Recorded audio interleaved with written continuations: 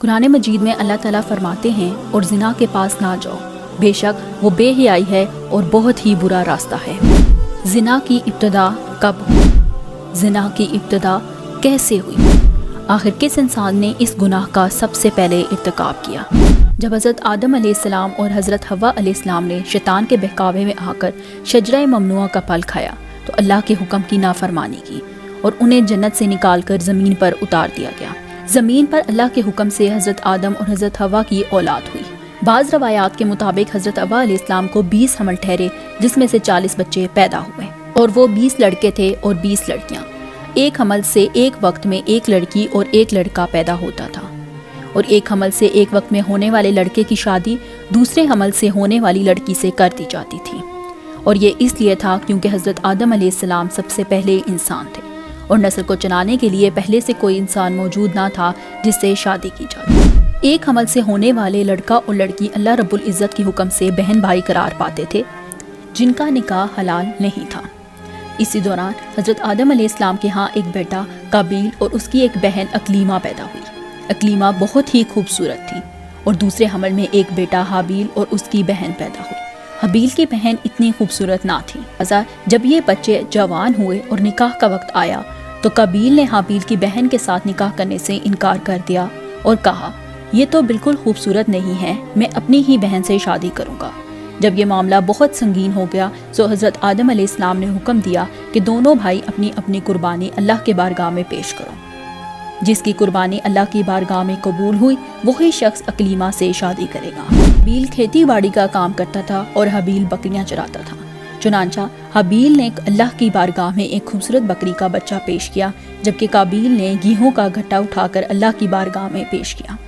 اللہ کی حکم سے آسمان سے آگ اتری اور اس نے حابیل کی قربانی کو نگل لیا، یعنی کہ حابیل کی قربانی اللہ کے حضور قبول ہو گئی۔ تو قابیل کہنے لگا کہ ضرور میرے باپ آدم نے حابیل کے لیے دعا کی ہے، جس کی وجہ سے اس کی قربانی قبول ہو گئی ہے۔ ناظرین، قرآن مجید میں حابیل اور قابیل کا واقعہ سورہ مائدہ میں آیا ہے۔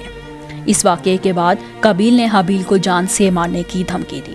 روایات کے مطابق حابیل قابیل سے زیادہ طاقتور تھا، لیکن اللہ کی خوف کی وجہ سے اس نے قابیل سے کہا کہ چاہے تم مجھے قتل کرنے کے لیے ہاتھ بڑھاؤ، لیکن میں تم پر ہاتھ نہیں اٹھاؤں گا، کیونکہ مجھے تمام جہانوں کے پروردگار اللہ رب العزت کا خوف ہے، اور اگر تم اس انتہا کو پہنچ جاؤ کہ مجھے قتل کر دو تو تمہارے گناہوں کے علاوہ میری خطاؤں کا بوجھ بھی تمہارے سر ہوگا۔ لہذا قابیل نے غصے میں حابیل کے سر پر پتھر مارا، جس سے اس کی موت ہو گئی، اور یہ زمین پر پہلا قتل تھا۔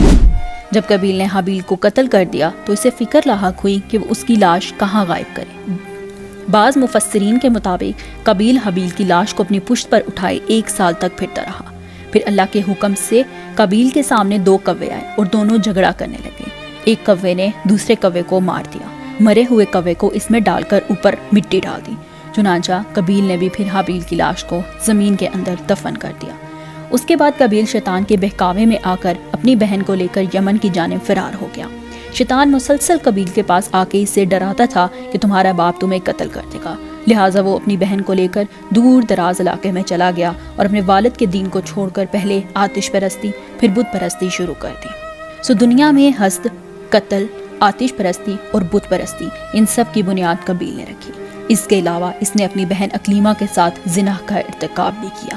حضرت آدم علیہ السلام کو اپنی جانشین حابیل کی موت کا بہت غم تھا اور وہ 40 سال تک روتے رہے۔ پھر اللہ نے حضرت آدم علیہ السلام کو حابیل کے بدلے ایک سعادت مند اور نیک فرزند عطا کیا، اور جس کا نام انہوں نے شیس رکھا۔ شیس کے معنی ہیں اللہ کا عطیہ۔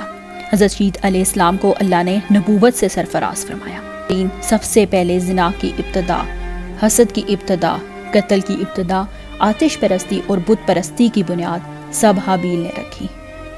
زنا ایک گناہ کبیرہ ہے۔ اللہ تعالی ہمیں اس گناہ سے بچائے، آمین۔